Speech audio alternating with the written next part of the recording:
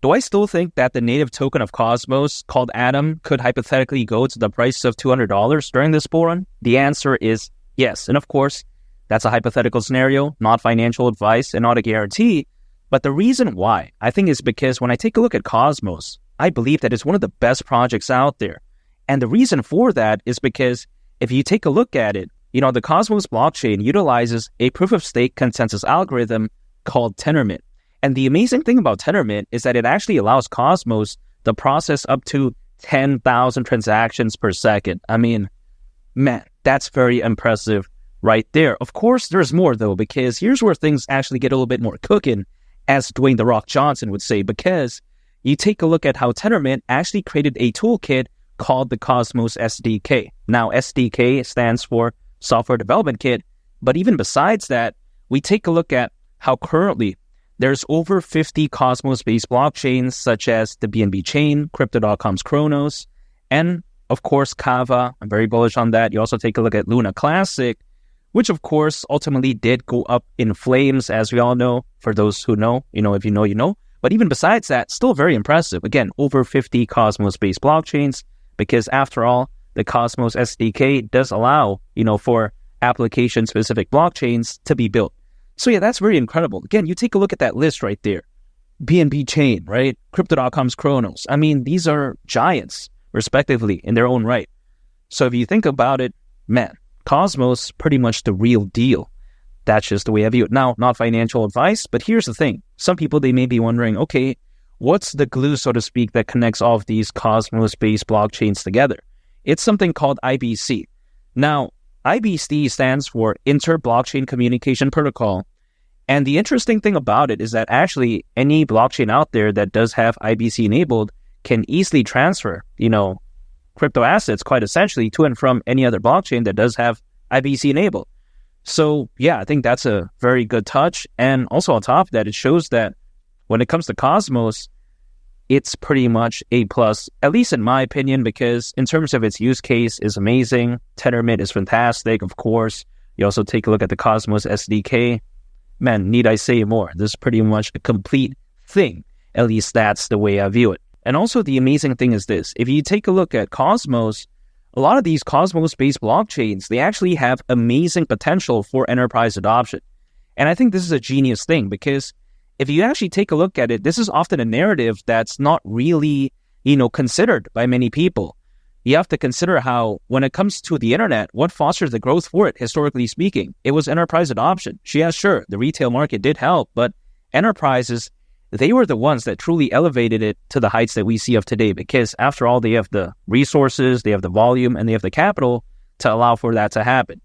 Now, granted, history doesn't always repeat itself, but it does tend to rhyme, so I don't see why it would be any different, when it comes to a lot of these blockchains that are catered towards enterprise adoption.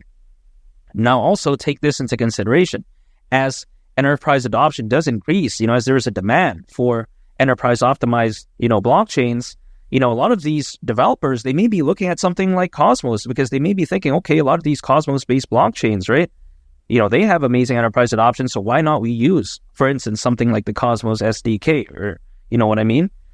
Take that into consideration. That could be so huge when it comes to Cosmos. A lot of people, they like to hype up, meme coins, they like to say that, oh, it's going to be the next big thing. And I do believe that some meme coins are going to do well. Also on top of that, people love AI projects. Me too. But oftentimes people ignore this niche, right? This category of projects that are focused on enterprise adoption. I do believe that many of the Cosmos-based blockchains are catered for that. And naturally, as they do get adopted, more developers are going to take a look at Cosmos. And just generally speaking, I think it's going to benefit it in the long term. So I really love that. Now, with all that taken into consideration, again, the native token of Cosmos called Atom, some people may be thinking, okay, at the price of $200, yeah, that's a pipe dream. That's crazy. No, I disagree, because if it were to go to the price of $200, considering its current circulating supply, at that point, market cap would be around $78 billion. Not too bad. We've seen Dogecoin reach over $80 billion in market cap. I mean, come on, man. This isn't like too much to ask for. Now, granted, I get it. Doge is a meme coin. It has a lot more fans, a lot more hype than something like a Cosmos. I totally understand that. But when you consider just how amazing Cosmos is, I think it kind of evens out the playing field. And this isn't even as much as Doge, right? I'm not saying it's going to defeat it. I'm just saying like lower than that by a couple billion, actually. It's not too bad. Something like Doge can go to over 80 billion. Why can't, Atom at least go to around 78 billion? That's just the way I view it. Now, take this into consideration.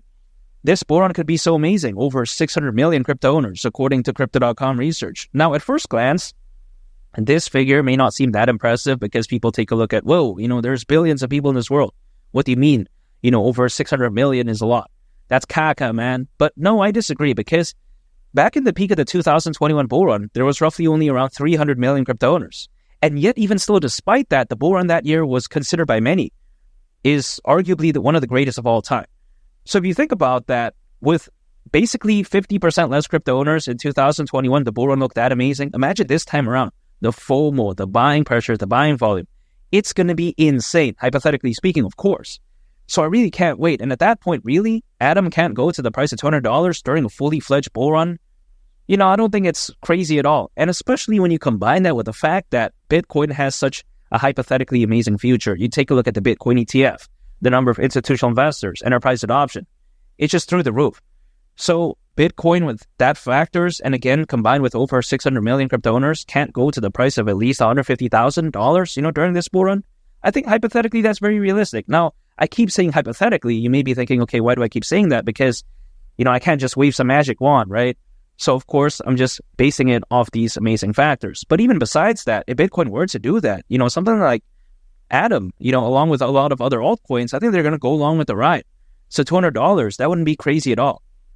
Now, granted, it's not going to happen like today or whatever like that, because typically it takes some time.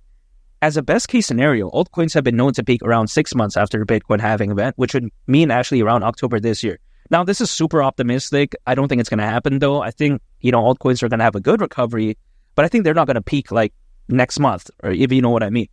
But with that being said, as a worst case scenario, what has typically been the case? Around 18 months after a Bitcoin halving event, which is actually October of 2025. Now, again, that's a worst case. But if you actually take a look at a middle ground approach, let's say not 6 months, not 18 months, a year, 12 months, that's still around April of 2025. So even if we take a middle ground approach, that's still some time there for something like Atom to truly showcase what it's capable of. Now, granted, it could happen sooner. You never know. But again, I'm more so taking a look at 2025, because even though Bitcoin did have a massive pullback this year, going from its new all-time high, now it's having a very good recovery. And I think better days are ahead, because 150,000, that wouldn't surprise me at all, especially in 2025. And I don't see why not. With all those amazing factors, again, I think it's a no-brainer. Now, of course, what is my strategy? It's just dollar cost averaging, acquiring, holding, just waiting. That's it, because quite frankly, that's within my control. Again, I can't wave some magic wand and demand the price to pump like right now or whatever. Can't do that.